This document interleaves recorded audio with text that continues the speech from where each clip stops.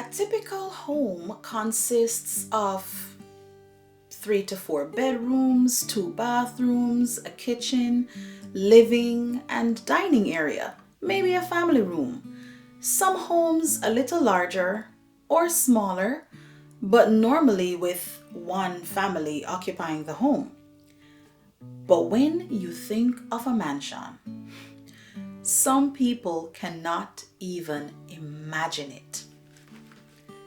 A mansion is so luxurious that you need to hire people to vet and hire people to work in the mansion. The world's largest single family mansion is occupied by the Sultan of a small country called Brunei. This mansion boasts over 2 million square feet of floor space. A whopping $1.5 billion was spent to build it and was completed in 1984.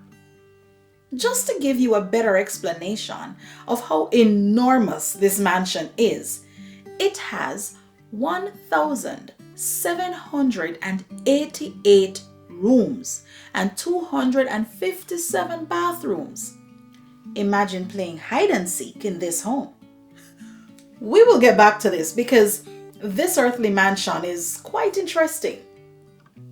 Our promise today is found in John 14 verses 1 to 3. But for this, as usual, we need our Bible.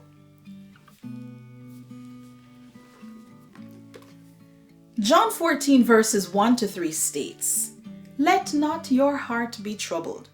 You believe in God, believe also in me. In my Father's house are many mansions. If it were not so, I would have told you. I go to prepare a place for you. And if I go and prepare a place for you, I will come again and receive you to myself, that where I am, there you may be also." This is interesting because while the mansion in Brunei has air-conditioned stables for 200 polo ponies, 5 swimming pools, and a 110-car garage, the promise today reminds us that God has mansions galore, and what He is preparing for us in heaven surpasses anything we can possibly imagine. That means you get a mansion, and you get a mansion, and you get a mansion. Everybody gets a mansion. What makes this all the more exciting is that we read some time ago in one of our earlier episodes that eyes have not seen, nor ear heard, nor have entered into the heart of man the things which God has prepared for those who love Him. Can you imagine the intricate design of one of God's mansions?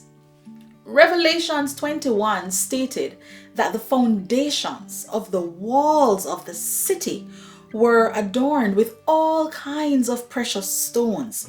The first foundation was jasper, then sapphire, then chalcedony, then emerald, then sardonyx, sardius, chrysolite, beryl, topaz, chrysoprase, jacinth, and the 12th amethyst. Heaven will have gates of pearls and streets of gold. I don't know how you feel, but I am sure God is the best real estate agent. I mean, have you ever stopped to realize that there are no gems, no stones, no pearls, no material on earth that can compare to the heavenly materials being used in the construction of our mansions?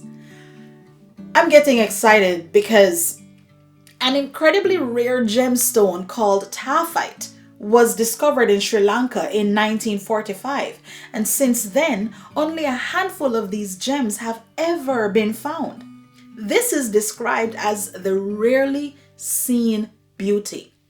If we can be so mesmerized by some of these earthly things, I cannot wait to see what God has in store for me.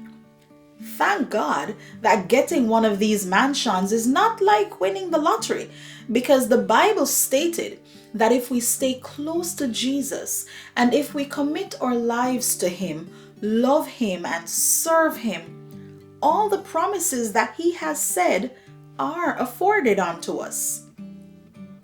My challenge for you is to think heavenly. Here are 7 ways to live in the expectation that Jesus could return today. Number 1, live in the light of His coming.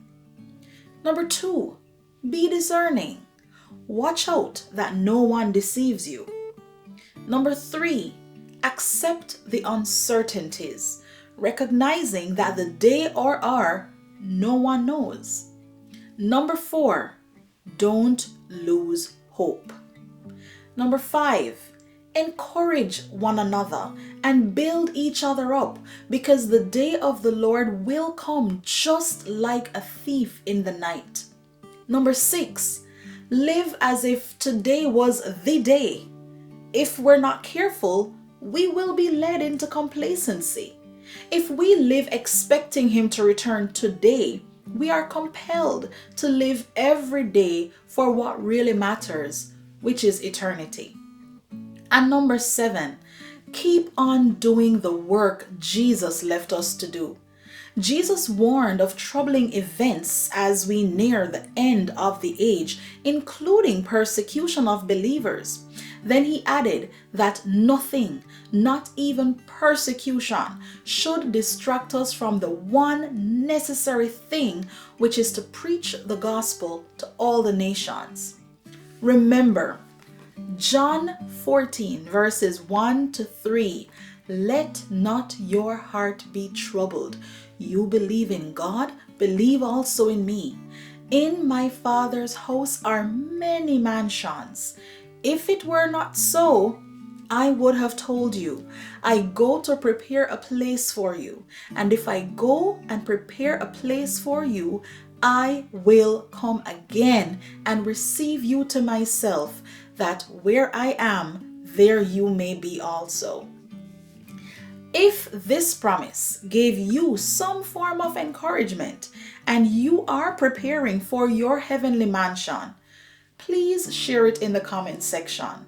I am sure someone somewhere may also be inspired. As always, my emeralds, have a promising day.